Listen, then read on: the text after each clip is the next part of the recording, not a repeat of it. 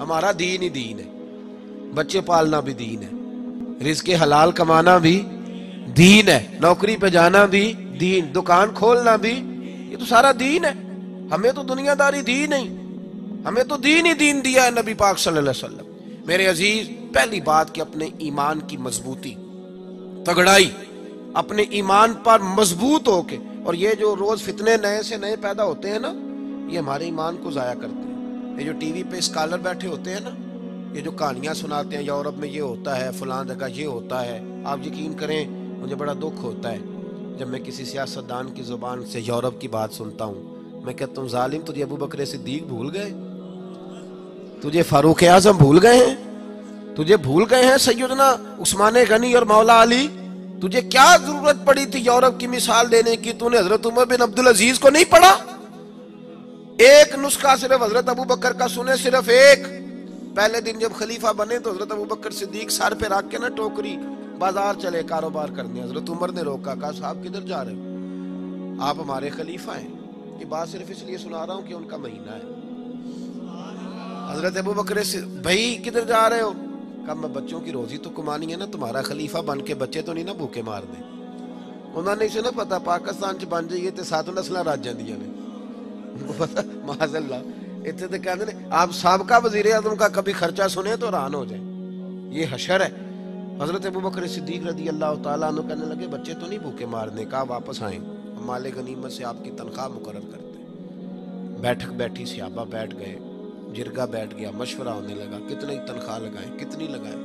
حضرت علی شیر خدا فرمانے لگے مشورہ کرنے کی کیا ضرورت ہے، ابو بکر سے پوچھ لو ماہانہ خرچ کتنا اتنا دے دیں گے۔ تو حضرت صدیق اکبر سے پوچھا جناب کا خرچہ کتنا ہے، اتنی تنخواہ لگا دیتے ہیں۔ فرمایا خرچہ نہ پوچھو، جتنی ایک مزدور کی تنخواہ ہے میری بھی اتنی لگا دو۔ کتنی؟ کس کی تنخواہ؟ بول کے بتائیں، سارے بولیں۔ جتنی مزدور کی تنخواہ ہے میری بھی۔ تو حضرت علی کہنے لگے اگر آپ کا گزارا نہ ہوا تو یہ اس اصول پر حضرت ابو بکر صدیق نے معیشت کا نظام رکھا، اس اصول پر کہا جناب اگر آپ کا گزارا نہ ہوا تو سنہری حرفوں سے لکھ لینا دل کی تختی پہ جناب صدیق کا فرمان، کہا اگر آپ کا گزارا نہ ہوا تو حضرت ابو بکر صدیق فرمانے لگے اگر میرا گزارا نہ ہوا تو میں مزدوروں کی تنخواہوں میں اضافہ کر دوں گا، میں مزدوروں کی تنخواہوں میں۔ فرمایا جب ان کا گزارا ہوگا تو ابو بکر کا بھی ہونا شروع ہو جائے گا۔ جس قوم کے اندر بادشاہ کی اور مزدور کی تنخواہ ایک برابر ہو وہاں قتل نہیں ہوتے، وہاں ڈکیتیاں نہیں ہوتی، وہاں چوریاں نہیں ہوتی، وہاں چھوٹے بڑے کی تمیز، پھر باقی پھر مساوات، عدل، پیار قائم ہوتا ہے۔ اور جہاں بادشاہ کا بیٹا پرائیویٹ جہاز میں گھومے اور غریب کا بچہ بیمار ہو جائے تو اس کو سرکاری ہاسپٹل میں بیڈ بھی نہ ملے تو پھر وہاں لوگ تنگ آمد بجنگ آمد، وہاں لوگ بندوق اٹھاتے، وہاں قتل و غارت ہوتی ہے، لوگ حق چھیننے نکلتے، آمدام برسرے۔ مطلب پہلی بات ایمان کامل، اور دوسری بات ہر چیز سے بڑھ کر نبی پاک کی تعظیم، ہر چیز سے بڑھ کر۔ ہم نبی پاک کے معاملے میں جذباتی ہیں اور جذباتی ہونا بھی چاہیے۔ یہ آپ کو غلط قائل کیا جاتا ہے کہ نبی پاک صلی اللہ علیہ وسلم نے معاف کیا تو مولوی آپ کو جذباتی کرتے ہیں۔ بھائی نبی پاک نے معاف کیا اپنے بے ادب کو، کسی صحابی نے معاف نہیں کیا۔ میری بے ادبی کرنے والا مجھ سے معافی مانگے گا، میرے چھوٹے بھائی سے نہیں مانگے گا۔ تو نبی پاک کے بے ادب کو نبی پاک معاف کر سکتے ہیں، امتی معاف کر سکتا؟ آپ تمام کتب سیرت اٹھا کے دیکھ لیں، جب رسول پاک صلی اللہ تعالیٰ علیہ وآلہ وسلم کے بے ادب اور گستاخ فتح مکہ کے موقع پر بھاگ گئے تو انہیں جو بندہ بھی مشورہ دیتا تھا یہی مشورہ دیتا تھا کہ کسی طریقے حضور تک پہنچ جاؤ گے تو بچ جاؤ گے، نبی پاک تک کسی طریقے چھپ چھپا کے۔ حبار بن اسود کو بھی لوگوں نے یہی کہا، دیگر بھی سب لوگوں کو یہی کہا کہ نبی پاک تک پہنچ گئے تو بچ جاؤ گے۔ کہیں غلطی سے عمر کے ہتھے نہ چڑھ جانا، کہیں علی کے قابو نہ آ جانا، کہیں عثمان غنی اور ابو بکر صدیق کے قابو نہ آنا، پھر نہیں بچو گے۔ امت مسلمہ کے جوانوں تمہیں غلط قائل کیا جاتا ہے، اسلام جو ہے جی وہ صرف بات کرتا ہے درگزر کی اور معافی کی۔ اسلام جذباتی بات کرتا ہے، لیکن کس میں؟ جب رسول اللہ صلی اللہ علیہ وسلم کی بے ادبی کی جاتی ہے۔ ادھر دیکھو، اور ایک بات اور بڑے ٹھنڈے دل سے سمجھا رہا ہوں، ہم اگر نبی پاک کے ادب کے قائل ہیں تو حضرت عیسیٰ علیہ السلام کے ادب کے بھی قائل ہیں، ہم حضرت موسیٰ علیہ السلام کے ادب کے بھی قائل ہیں، ہماری شریعت کے اندر حضرت یوسف کا گستاخ بھی کافر ہے۔ ہاں، ہمارا دین جو ہے وہ تمام کا ادب سکھاتا ہے، بلکہ اگر کوئی کسی باطل کو پوچھتا ہے تو ہم دلائل کے ساتھ اس کا رد کرتے ہیں۔ ہمیں وہاں بھی کچی زبان استعمال کرنے کے لیے نہیں کہا گیا، وہاں بھی رد کیا جائے گا دلائل کی روشنی میں۔ لیکن اس کے باوجود، اتنی صفائی کے باوجود اگر کوئی محبوب کے بارے میں بات کرے پھر امت خاموش رہے۔ صحابہ میں سب سے ٹھنڈی طبیعت حضرت ابو بکر صدیق کی ہے، حلیم آدمی تھے، پہاڑ بھی گزر گیا تو چپ رہتے تھے۔ ایک دن حضرت ابو بکر صدیق کے والد نابینا تھے، نبی پاک کی بارگاہ میں آئے، صحابہ اکرام علیہم رضوان فرماتے ہیں، آ کے کہنے لگے اتنا میرا ٹھنڈا بیٹا تھا، آپ نے کیا کر دیا معاذ اللہ؟ حضور نے فرمایا کیا ہوا؟ توجہ ہے میری بات پر؟ کیا ہوا؟ آج مجھے تھپڑ مارا ابو بکر نے۔ صحابہ کہتے ہیں ہمیں یقین نہیں آ رہا تھا کہ ابو بکر تو بڑے حلیم ہیں، باپ کو تھپڑ، والد کو؟ حضور علیہ السلام نے فرمایا بلاؤ نا ابو بکر کو۔ جناب صدیق اکبر آئے، کھڑے ہو گئے، ہاتھ باندھے، سر جھکائے۔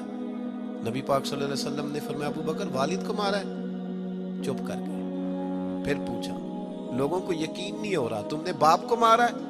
پھر چپ کر گئے۔ تیسری دفعہ محبوب نے فرمایا بولتے کیوں نہیں؟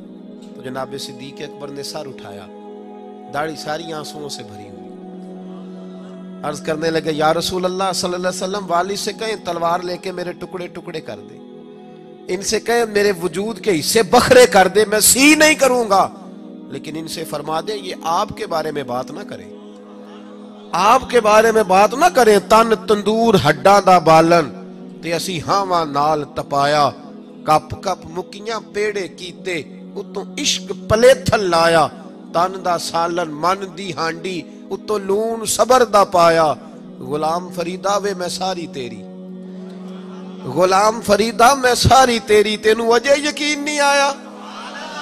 کہا یا رسول اللہ صلی اللہ علیہ وسلم ان سے کہیں ٹکڑے ٹکڑے کر دیں، ہر بات سہوں گا، لیکن اگر آپ کے بارے میں کوئی بولے گا تو میں برداشت نہیں کروں گا، میں برداشت۔ بھائی تو اگر حضور کے بارے میں بھی چپ رہتا تو شریف نہیں، تیری غیرت ہو گئی ہے، یہ شرافت نہیں کہ محبوب کے بارے میں کبھی کوئی صاحب مجھے آ کے کہے نا کہ وہ فلاں بندہ کہہ رہا تھا حضور کو علم غیب نہیں، تو میں کہتا ہوں اس سے تو بعد میں نپٹیں گے، پہلے تیرا تو پتہ کر لیے تو سن کے میں لئی گا، نا تو ادھر بیٹھنا بھائی، تیرے کہاں تو نے سن کیسے لیا؟ اس کی تو بات میں ہے، تو بتا پہلے تو نے سن کیسے لیا؟ کیا خیال ہے آپ کا؟